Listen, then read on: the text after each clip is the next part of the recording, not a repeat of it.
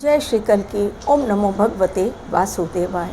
अपने आराध्य को रिझाने के लिए, अपनी ओर आकर्षित करने के लिए भक्तगण बहुत तरीक़ों से कोशिश करता है, लेकिन कामयाबी किसी किसी को ही मिल पाती है। भगवान हर किसी की ओर आकर्षित नहीं होते, उन्हें भी तलाश होती है एक ऐसे भक्त की जो वास्तव में दिखावा न करे, ढोंग न करे भक्ति के नाम पर, बल्कि सही अर्थों में वो भगवान से जुड़े। और इसी कड़ी में आज मैं अपने वीडियो में आपको बतलाने जा रही हूँ भगवान कल्कि का सच्चा भक्त कौन है। और इसे मैं बतलाने के लिए आपको सबसे पहले एक उदाहरण के तौर पर वो बातें बतलाऊंगी जो जानना आज के भक्तों के लिए बेहद आवश्यक है, क्योंकि आज के भक्तों का माइंडसेट टोटली चेंज हो गया है। और उसके भी कारण हैं क्यों चेंज हो गया है, क्योंकि आज लोग भ्रम जाल में इस कदर उलझ चुके हैं कि कौन सही कह रहा है और कौन गलत। इंसान अपनी बुद्धि के बलबूते पर इसे समझ नहीं पा रहा है, क्योंकि आज हर कोई भगवान बन बैठा है। भगवान का अवतार उससे कम तो कोई बनने को आज तैयार ही नहीं है। जिसे देखो वो कृष्ण बना हुआ है, कोई हनुमान जी का अवतार है, कोई परशुराम का अवतार है, तो कोई भगवान कल्कि का, कोई माँ शक्ति का अवतार है, तो कोई माता काली का। लेकिन आज हर कोई इंसान नहीं बल्कि भगवान बनने पर आमदा है। इसलिए भगवान को भी सोच समझकर निर्णय लेना पड़ रहा है कि वास्तव में असली भक्ति करने वाला उनका असली भक्त है तो कौन है। नारायण नारायण अगर हम दिन भर कहें तो डेफिनेटली जो लोग हमारे मुंह से ये शब्द सुनेंगे वो कहेंगे हाँ यही हैं वो असली भक्त, क्योंकि दिन भर ये नारायण नारायण कह रहे हैं, भगवान का नाम ले रहे हैं, यानी सबसे पुण्यवान आत्मा यही हैं। लेकिन क्या भगवान नारायण भी इसी बात पर विश्वास करते हैं? क्या भगवान कल्कि भी केवल नारायण नारायण कहने से या दिन रात भगवान का नाम लेने से खुश हो जाएंगे और उस इंसान को अपना भक्त मान लेंगे? चलिए अब मैं वो उदाहरण दे रही हूँ जिससे आप लोगों के बहुत सारे डाउट्स क्लियर हो जाएंगे भक्ति को लेकर, भक्ति मार्ग पर किस प्रकार चला जाता है उस बात को लेकर, या अपने आराध्य को हम कैसे रिझाएं उस बात को लेकर। जो भी संदेह आपके मन में है अब वो संदेह नहीं रहेगा।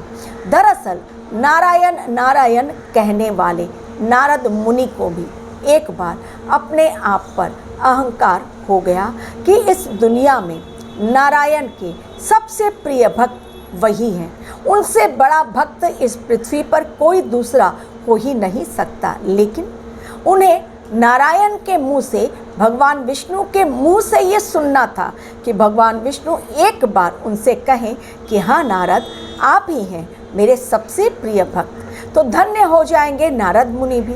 यही सोचकर पहुँचे वो विष्णु भगवान के पास, यानी नारायण के पास, और हाथ जोड़ते हुए कहा प्रभु आपका सबसे प्रिय भक्त कौन है? नारायण मुस्कुराए। उन्हें झटपट पता चल गया कि वास्तव में नारद मुनि उनके मुंह से क्या सुनना चाहते हैं, लेकिन वो साथ ही ये भी समझ गए कि नारद मुनि को अपनी भक्ति पर कहीं न कहीं अहंकार हो गया है, जिसका चूर चूर होना बेहद ज़रूरी है। और सत्य क्या है इसे नारद को समझाना पड़ेगा।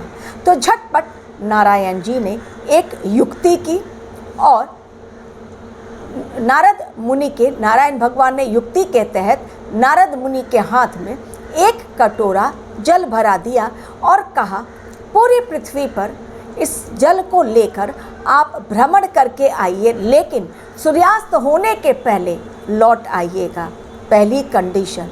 और दूसरी शर्त कि जब आप भ्रमण करके वापस लौटेंगे सूर्यास्त तक, तब ध्यान रहना चाहिए कि पानी की एक भी बूंद न गिरे पृथ्वी पर कहीं पर भी, क्योंकि यदि पृथ्वी पर कहीं पर भी इस कटोरे से पानी की एक भी बूंद, जल की एक भी बूंद गिरी तो पीछे मेरा सुदर्शन चक्र आपके चल रहा है।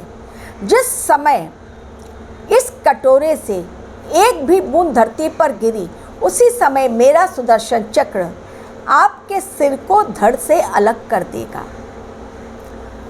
नारद मुनि बहुत ही भयभीत हुए, लेकिन फिर भी उन्हें दिखलाना था कि वो हार नहीं मान सकते, इसमें भी नारायण की कोई लीला होगी। इसी को समझते हुए चल पड़े वो पृथ्वी भ्रमण पर। एक तो डर कि कहीं जल की एक बूंद पृथ्वी पर ना गिरे, क्योंकि पीछे गले के हमारे चला आ रहा है नारायण का सुदर्शन चक्र, जो मुझे मेरे धड़ को और सिर को अलग कर देगा।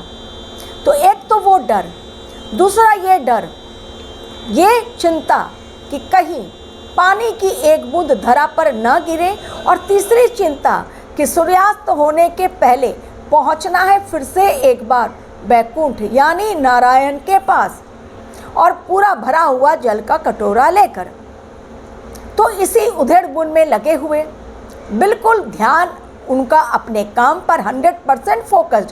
हमारा ध्यान तो कभी कभी हट भी जाता है, लेकिन वो नारद मुनि ठहरे, बिल्कुल ध्यान उनका अपने काम के ऊपर, और पहुँचे सूर्यास्त के पहले वो नारायण के पास, और दिया खुशी खुशी उस कटोरे को उनके हाथ में और कहा, देखिए जैसा आपने आदेश दिया मैंने उसका पालन किया और एक भी बूंद धरती पर नहीं गिरी, और देखिए मैं सूर्यास्त के पहले ही आपके पास पहुंच भी गया।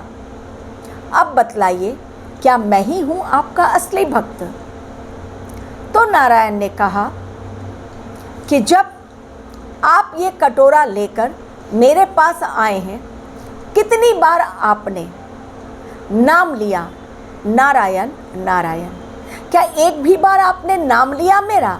क्योंकि आप तो हर पल नारायण नारायण करते हैं। तो नारद मुनि ने कहा, प्रभु ये आपकी कैसी लीला, कैसा क्वेश्चन कर रहे हैं? एक तो आपने शर्तें रख दी कि जल की एक बूंद धरती पर ना गिरे, दूसरी शर्त रख दी कि देर ना हो, सूर्यास्त के पहले मुझ तक पहुंचना है, और तीसरी बात कह दी कि सुदर्शन चक्र मेरे गर्दन के पीछे चला आ रहा है, और कभी भी अगर जल की एक बूंद गिरे तो वहीं पर मैं खत्म। तो मैं अपने आप को बचाऊं, जल को गिरने से बचाऊं, या सूर्यास्त होने के पहले आप तक पहुंचना है उसमें ध्यान लगाऊं? आखिर मेरा ध्यान कहाँ कहाँ पर लगे? ये कैसी लीला आपने रची है? तब प्रभु मुस्कुराए और नारद मुनि की तरफ देखकर कहा, आपको सिर्फ एक काम दिया गया है जिसे आपको करना है कि पृथ्वी पर जल की एक भी बूंद न गिरे। उसमें आप इतने ध्यान मग्न हो गए कि आप मेरा नाम लेना भूल गए, एक बार भी आपने मेरा नाम नहीं लिया।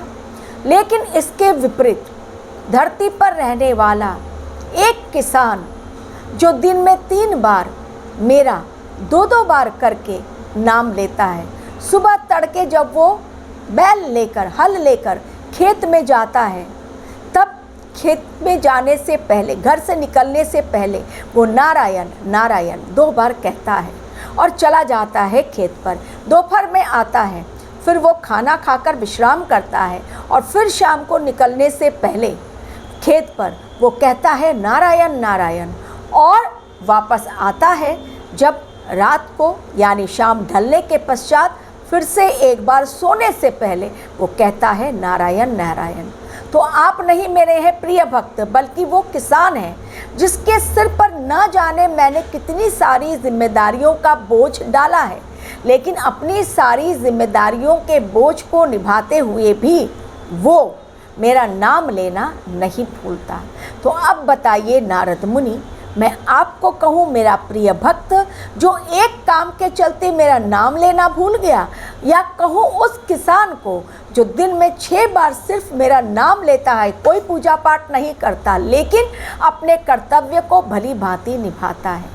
नारद मुनि समझ गए कि वास्तव में भगवान के मन में क्या है, और वो नारद मुनि के घमंड को तोड़ने के लिए उन्होंने ये लीला रचाई। उनके मुंह से सिर्फ यही निकला, धन्य है प्रभु आप जो मेरी आंखें आपने खोल दी।